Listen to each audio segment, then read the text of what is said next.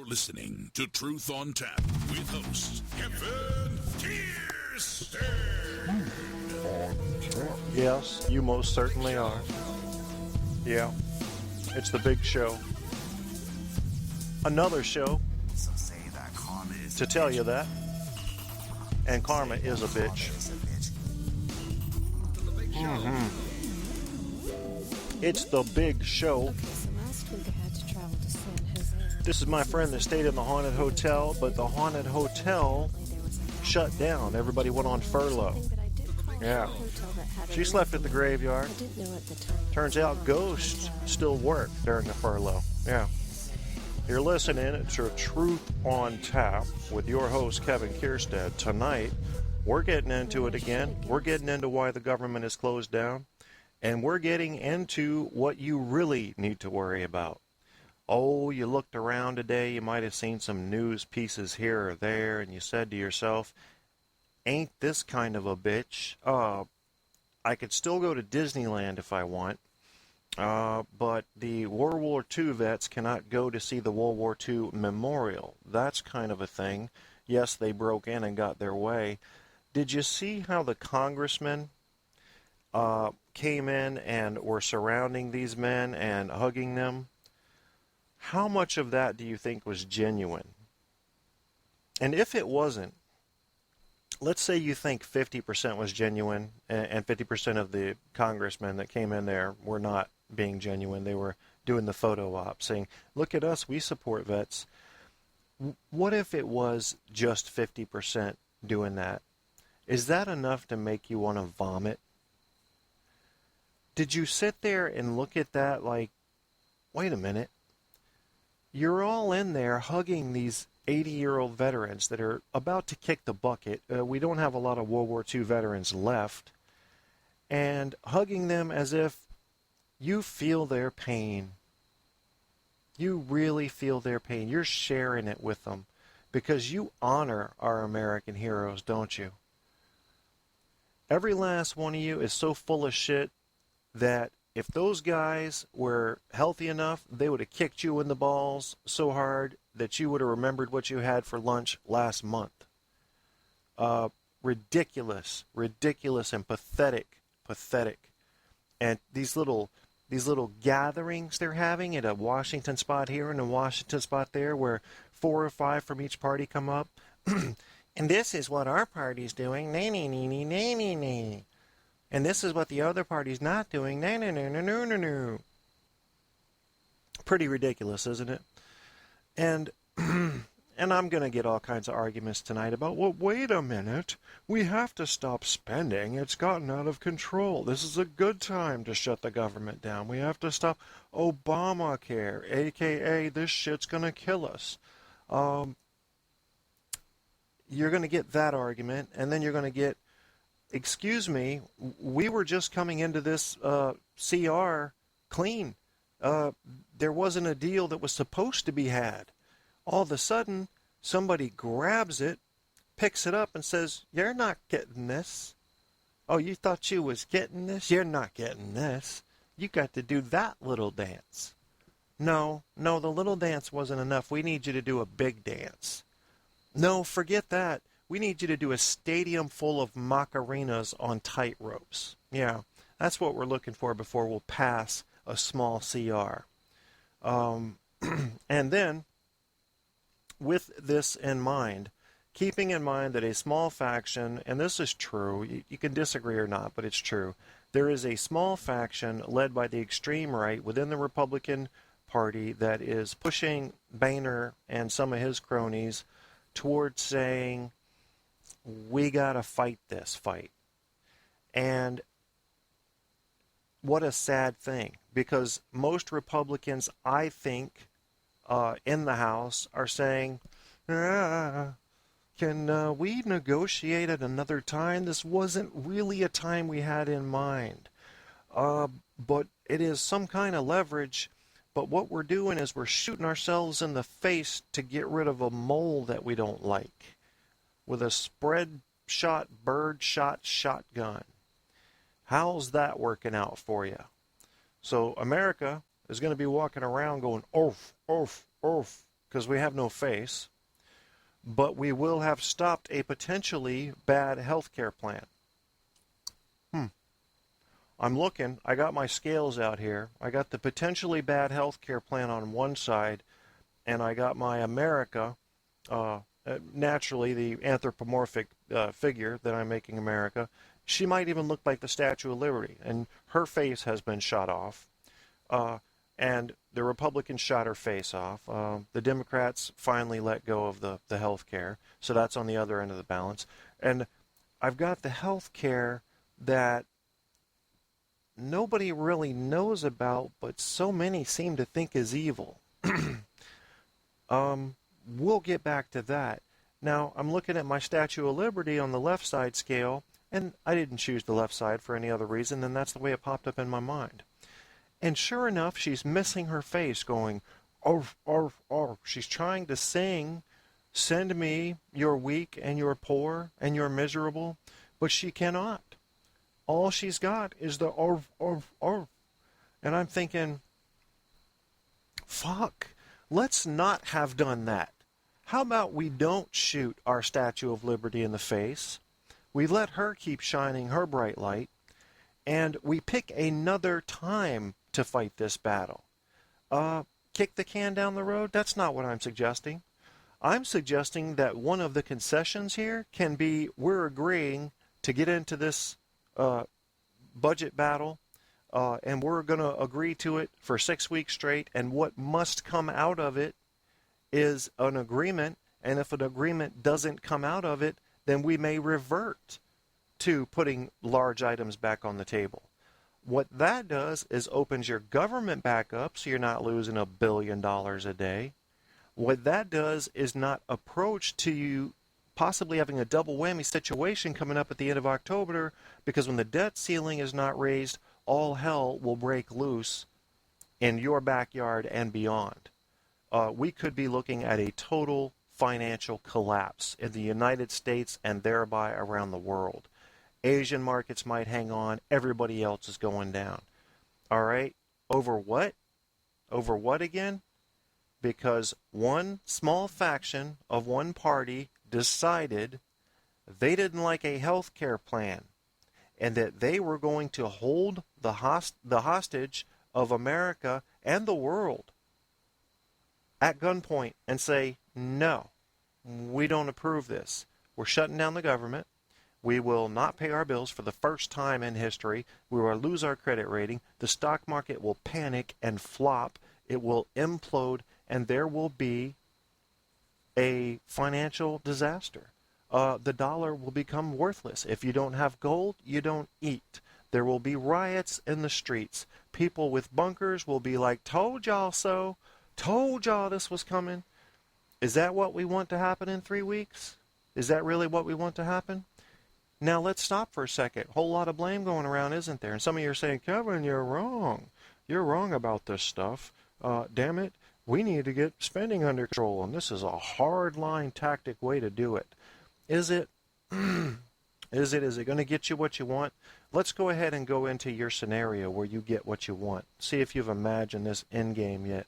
2 days from now, the Democrats come across and say, we have agreed to postpone Obamacare for a year, which I don't even think they're allowed to do since this has gone through the Supreme Court and been mandated the law of the land. Nobody understands Obamacare. Every state can ignore Obamacare if they can come up with a better plan. There are vouchers, all kinds of shit that people just don't know. They want to hate one side or the other, so they do it. They don't read anything. Did you see the video? Oh, thank you, Kate, for sharing this video. Jimmy Kimmel did it last night. Oh, it was beautiful. Goes out on Hollywood Boulevard. Now, we don't have, first of all, Hollywood Boulevard's not the best place to ask political questions. You're generally going to get a more obscure crowd out there to answer questions. Secondly, we don't know how many answer the questions properly, because Jimmy Kimmel, like any talk show host, is going to put on the clowns. The ones that make for entertainment. Now, he was asking people what they thought, and look it up, please. God, everybody needs to see this. They was asking people what they thought was better, Obamacare or the Affordable Health Care Act. Now, which one do you think is better? The Affordable Care Act or Obamacare? I'm going to give you a minute to think about it. Which one do you think is better? The Affordable Care Act or Obamacare? Which one? You got your thing. Say it out loud. I want you to say it out loud and around the people that you're sitting around now. Which one's better? Okay. What Jimmy Kimmel and most semi-intelligent Americans knew was that Affordable Health Care Plan, the Affordable Care Plan, and Obamacare are the same thing. Did you know that? Yeah, Obamacare is a nickname for that. There's exactly 0.0% difference between Obamacare and the Affordable Health Care Act. Yeah. So if you didn't know that, I'm going to place a wager right now, if we could, walk over to the roulette wheel, that you don't know a whole lot of shit about anything that's going on right now. And for that reason, you should probably keep your opinions to yourself. Having said that, I'll bet your opinions are pretty strong. And now one must ask, why? Fill in this gap for me. You're not up on the situation, but you're pissed off. Why? Because now we're at the truth. Now we're at the truth. Right now, I am 11 minutes and 44 seconds into my broadcast, and we have arrived at the truth. Fill in that blank. Do it silently if you have to, if you're afraid of what people will think. All right? Because if you didn't know what was going on, if you didn't understand the Affordable Care Act, if you did not understand what a shutdown is versus a debt ceiling raise, if you did not understand the differences between a government shutdown and a debt ceiling raise, and you've got huge opinions on it, ask why. Why? Let me give you a comparison. Think about something you know nothing about. I'll give you an example. I'll do it on myself. What do I know nothing about? I am pretty bad with, like, house engineering. Like, I don't have the knowledge to build a house from scratch. I wouldn't know, how do you do the foundation? How do you lay where do you do the pillars first? Do you do the corners after you do the foundation? Don't you have to, who has to come inspect that? I don't know. I don't know that stuff. So I'm going to go walk out on the street where there's this big debate going on about how houses should be built. And I'm going to walk up to somebody and say, that's all wrong. That's all wrong, man. This way over here is right. This way is right. Well, clearly, I didn't say those things because I knew it. So why? Why did I say it? Is it because I hated one party? Is it because I hated one president? And then we have to get into why we hated one president or one party. Did we just hate people on the left? Did we just hate people on the right? What a mix. What a mix of people you'll find on both sides as far as their intelligence levels and their knowledge levels about current political situations compared to their input levels. If there's somebody out there who doesn't follow this shit, and is just kind of detached from it, they voted for the candidate they best thought could help the country. They did it from their heart. They don't follow the bullshit. They believe that it's the media just making money. They don't think it's as important as it's being made out to be, and therefore they do not opine. I respect them. I have full respect for them. They're not trying to get in and stick a spoon in the soup bowl that they did not put the ingredients into. They're standing outside. They may smell it wafting, may even want a cup if it's possible. But they're not in there trying to talk about how it's being made, What I'm saying is you have to confess something to yourself. Either you are educated on everything that's going on right now and you have made your educated choice as to what needs to happen, or you need to back off of your opinions and get into your education. because what's in between is you admitting something embarrassing. Now, you can fit in there whatever you want to. Whatever you want to. You can fit in there, I hate the left because Fox News told me to. You can fit in there, I hate Obama because he's a Negro. You can fit in there, I can't stand that bitch Nancy Pelosi, therefore I hate the entire left. You can fit in there, my favorite president was a Republican, Ronald Reagan, therefore I hate all Democrats. And as you go through those, MSNBC told me to hate the right, so I hate the right. As you're going through these, you should be recognizing how empty they are. Look at you, all excited about the politics that someone has told you to think a certain way about.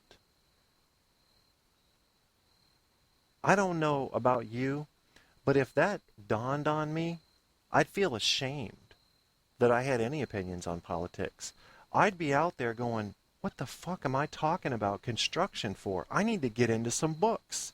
Somebody take me to some tutorials on how to build a house. I need at least 5-10 books.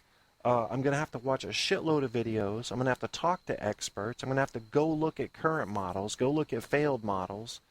And then I'll be able to talk with some education about these houses and how they're built and maybe how there's better ways to build them than other ways. This is what's going on that's driving me fucking batty. It's people not knowing what the hell's going on, but acting like they do, assuming that they do, when really, you know you don't. You know you're smart enough to know you don't know what's going on, but you hate one side or the other enough that you're going to scream about it. So you're going to look at your side, grab 2 or 3 talking points, and hammer them all day long, over and over your talking loop. One side should have done this or that, and the other side should have done that or this, and that's what you'll say over and over. You won't look any deeper into it. You don't want to hear anything good about the other side. All you want to hear is good about your side. Meanwhile, there are children right now who are going to possibly die because they cannot get treatment from the NIH for their, basically their last-ditch efforts for these treatments that are basically experimental in nature. They don't want to call them that. They have other words for them. But they're, look, we've tried everything else. Hell, kid, this will give you a shot. They're turning them away right now. Now, somebody's tried to flip this around in the media and say, well, look, the Republicans want to pass these little segments of bills. Okay, well, we'll keep the National Guard funded. We'll keep the NIH funded. Let's see. We'll put 50% of the FDA inspectors back that aren't working right now. We'll keep the World War II memorial funded. Meanwhile, there are 70 or 80 other major categories of people who have walked home who are not working. Everything from intelligence in the United States being diminished greatly right now to the point where we cannot adequately defend our country, and you can believe the bad guys are looking on, to military members that are in the National Guard or reserves. They're home. They're not working. They're not coming in on weekends. No weekend warrior for them. It's weekend worrier for them now. They've gone from weekend warrior to weekend worrier. Who's winning here? Some might say it's that small faction over on the right. He stays low, doesn't he? Stays low. Doesn't get his name out there too often. I'll give you 3 guesses who this guy is, but you only need one, and it's not all him. It's not all him. But he seems to be enjoying the reference that he gets to being the one in the driver's seat for this push against Obama and everything Obama stands for. As you've heard in the media on various channels, and I try to listen to as many as I can, I'm going to be honest with you and tell you that there's a certain amount I can take of Fox or MSNBC before I start getting nauseous because of how biased they are. And then I start getting back and looking for my more center line ones. They can lean a little left or a little right, But I got to get away from the extremes. It makes me nauseous. Gives me that same feeling of watching the senators out there trying to hug those World War II veterans when it was the fucking senators that have shut the government down.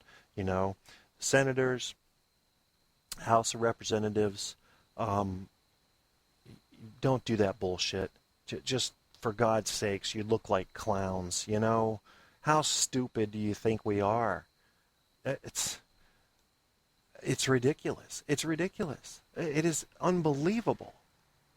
It's like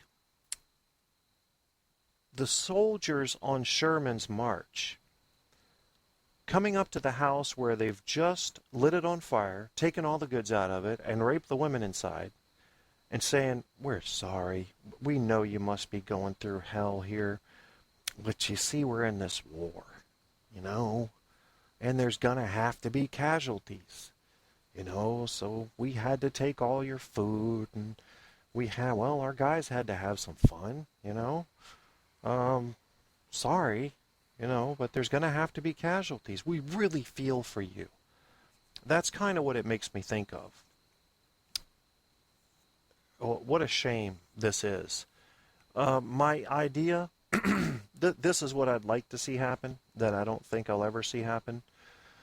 I would like this president and all future presidents to refuse negotiations. And if we I'd like to get it into law. But even if not, we could make it an unwritten rule, the same way that we have made it a rule that we do not negotiate with terrorists, and we don't.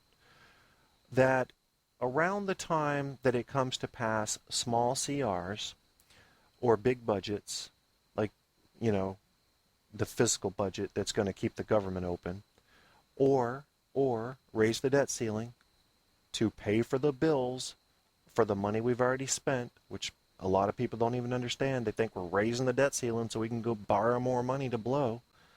That's asking for more credit on our card because we spent too much before. All of us, Republicans, Democrats, Independents, all of us spent too much. That is a problem that needs to be brought under control, not this way. This is not how you bring that under control. This is how you send your country into total reckless failure. You work these problems out over a longer term by putting conditions on time limits and getting votes in the Congress, Senate, and the House, having town halls with your constituents and your states, making sure they understand what the hell's going on, and then getting back together with people on both sides of the aisle and whoever's in the White House and saying, okay, we're going to have to give up some stuff, and so are you. Let's go ahead and hash this out. And do this in a way where you do not scare the entire world into hibernation. I mean, people are already pulling their money from the markets, and we're not even up on the debt ceiling deadline yet.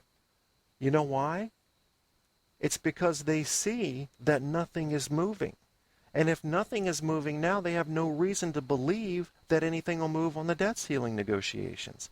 There should never be negotiations that allow the debt ceiling raising to be denied. That's got to be automatic. Spending control has to happen before that. This is where you whip out the credit card and pay the bill. You can't say, well, we're not going to pay our bill unless we get this, since we have control of the House, or since we are in control of the Senate. It doesn't work that way. You do that, you're going to destroy this country. We are on the verge of destroying this country. It could happen. I don't want to scare people unnecessarily. Right now, what you're seeing is just a pimple, okay? It's just a pimple. It's just a zit. It may be popped. It may be wiped with astringent. It may be glorified. Look at my zit. Okay, but what it's going to turn into next week is a big cyst. And what it's going to turn into a week after that is a giant, malignant, cancerous, exploding brain tumor that there will be no recovery from. That means it needs to be fixed now. Because if you push the deadline right on up to the end, you're too late. Even if you pass it, the credit rating gets dropped again. You saw what happened last time. It wasn't that we passed and didn't raise the debt ceiling. It was the threat thereof. We got too close to the deadline. They dropped us. Okay, we dropped down to, I believe, AA and a half, I don't know, from our AAA rating, or down to AA and maybe gained a half point back from one of the rating agencies. Sad. First time that's ever happened in the U.S. And now the world says, whoa, whoa, whoa. Those are the guys that are strong. Whoa, holy shit. If they start wobbling, we got no chance. You know, we call ourselves leaders, and this is what we do. This is the show we give the world. They're laughing at us right now. China knows if they wanted to make a move right now, they could probably put a pretty good dent into us if they wanted to invade. It's that kind of world right now with this bullshit going on in Washington. So how are you going to fix it? God. There's something I haven't told you yet, and that is that there's a reason this deadlock is going on in Washington and stays deadlocked. And that is because the people in this country are perfectly evenly divided. Those people in Washington are our representatives. We voted them in. And it turns out that we voted about half of one type and about half of another. And it turns out that in this magical triage we have of a system and balanced government, rock, paper, scissors are not at play. It's more like rock, paper. Looking kind of funky, this game here that's going back and forth. Not going to produce very fair results. So what are we going to do? First, you've got to get educated on what's going on. I'm just asking you, for those that haven't, some of you are going, Kevin, I know my shit. Shut the fuck up. Okay, man, I hear you. I'm sorry. I wasn't talking to you. All right? I got you. Some of you are going, I know more than you do, Kevin. You may. I ain't here to contest that. I'm just talking to the people who don't know anything about it and who need to learn something about it before they go casting blame. You're going to find, once you do your reading, that there are some simple solutions. I'm going to stay, being a centerline guy that occasionally leans toward the left and occasionally leans back toward the right when I see things getting flimsy. I kind of hold, it's like I'm on the saddle in the middle, but I'm not afraid to reach down and grab my hat when it falls off on either side. It's not a problem for me. And right now, let's just go with the polls. Do you have a poll that you trust? Maybe you don't trust CNN polls. Do you trust Gallup? If you don't trust them, maybe you trust the ORT polls or whatever. Go ahead and pick your favorite polling and pick your favorite paper. And I'm hoping that they use some truth in their reporting. And you'll see that the longer this goes on, the more blame Republicans will take. There's an election next year. Oh, yeah. Then there's an election 2 years after that. Then there's an election 2 years after that. You see this pattern? The American people are not going to forget. And right now, the American people, by double-digit percentage points, are blaming the Republicans in Congress over the Democrats or the president or his staff. Okay? That's the way the American public is measuring out right now in the polls. That means that if they're blaming the Republicans and the Republicans don't stop and push a CR through and then start working on their debates with their Obamacare issues, which they can, that fight can go on and on. You don't have to hold hostages to have that fight. If they don't do this, I guarantee you that Democrats get full control of the House and Senate, and that comes in 2014, whereby if anything gets repealed from Obamacare, it's just going to get put back in, and then guess what? It's going to get ratified. It's going to get stronger. It's going to become more status quo. The 2016 Democrat president that will win, because why? The American people haven't forgotten. They haven't forgotten what happened in 2013. They're putting in a Democratic president and keeping a majority House and Senate Democrat. All right? So the Democrat plans are rolling through like a semi. And this is going to go on through 2018, through 2020. If that's what you want, then I recommend you keep doing that thing you're doing there, Republicans, and play that hard line. Don't offer a clean resolution. Insist on getting what you want. Insist on it. Yeah, make this a bargaining time over one of the most important things we can pass to keep our reputation fair and safe. Go ahead, make it a bargaining thing.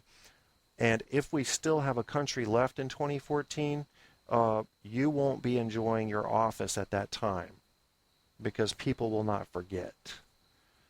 And they're going to learn. People are getting into the articles now. They're interested. They're learning that their food's not getting inspected.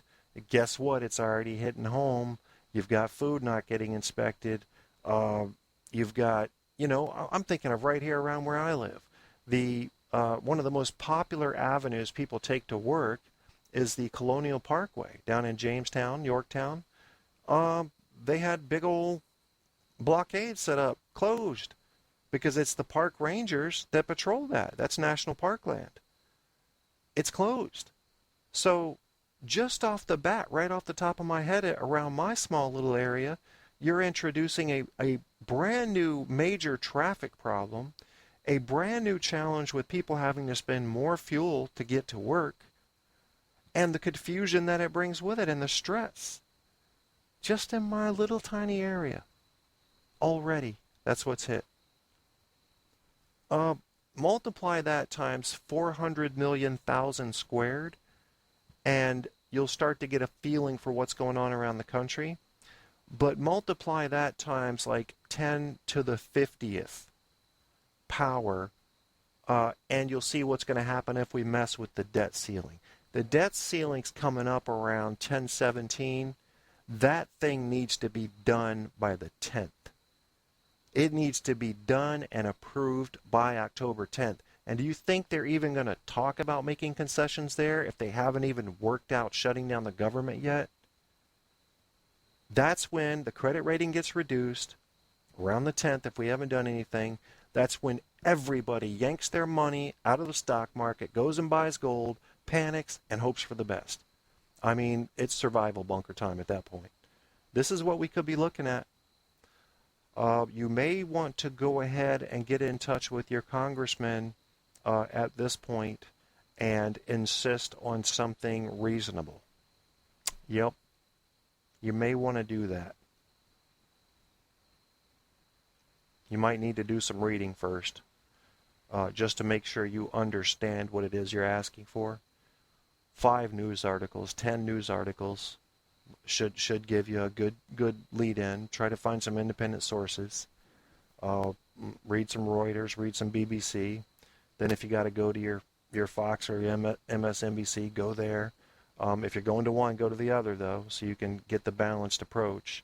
And then even if you're just pointing at one going, they're all wrong about everything, just go ahead and read them and look at what everybody's saying, okay?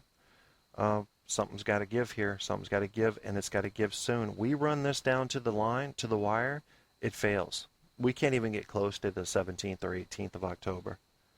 It fails. Big time. I think this president and all future U.S. presidents of any party should refuse any types of negotiations around a fiscal budget or a CR leading thereto, or the raising of the debt ceiling. Refuse it. Make it an absolute non-starter. Let people know, no matter which party they're coming in from, that whoever occupies the White House is not going to negotiate on anything at that time that would hang up our government staying open or hang up the United States paying its bills on time. I didn't take any calls tonight. I didn't take any texts. This is an ongoing thing. I may do that again tomorrow. I haven't slept for a couple days, so before I get too emotional into this, I'm just going to call it a day. I'm going to call it a show, but I'm not going to let you go without hearing some beautiful music first. And that will come from your favorite band, of course, Bad Ace. We're going to play Bad Ace, Falling Faces, one of my favorites. And if I have it, I might play another random song. I like to get these songs down from CC Mixter and just throw this What the Hell's Going On song on there for you. And I have trouble remembering which ones I've heard, so I always like to try to play new ones. So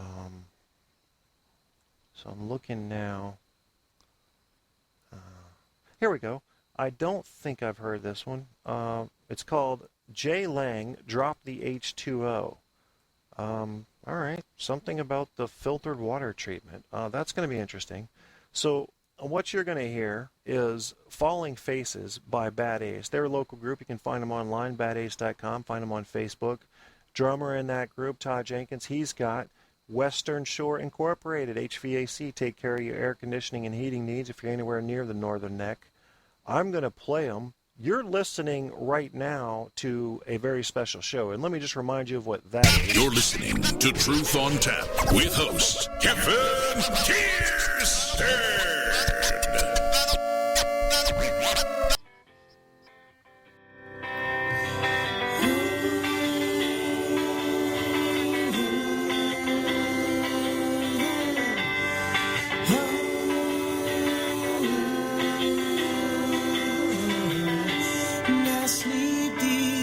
Up next to falling faces off the wall, and I creep these hallways under tears I've cried for you. I'm falling, falling, torn between the dark and light, and I'm calling, calling for your kiss to calm the fight. Now I know it's a little too late for fantasies, but I've always dreamed you'd be the one for me. Now I see it's another lonely night for dreaming, yeah. I'll not be free, 'cause I never was a true believer. I want you to know I was better off dreaming anyway. I'm no longer waiting outside for you today. My, it's another lonely night for dreaming, yeah. So don't tell me you can find another friend to fill you down, child. No, just leave me. I was never anyone to care about. Now I'm crawling on another bedroom floor for sand. I'm stealing and feeling these black and eyes I'll never see again.